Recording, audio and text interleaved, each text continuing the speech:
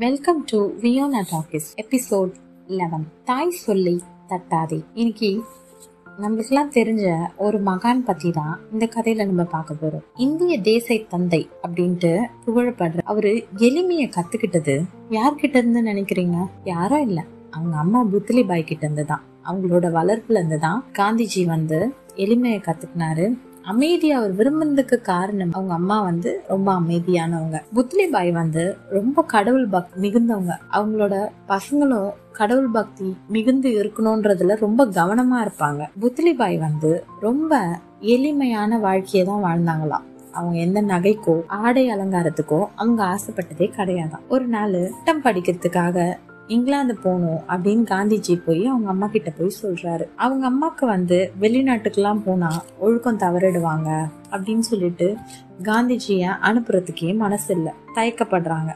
அப்ப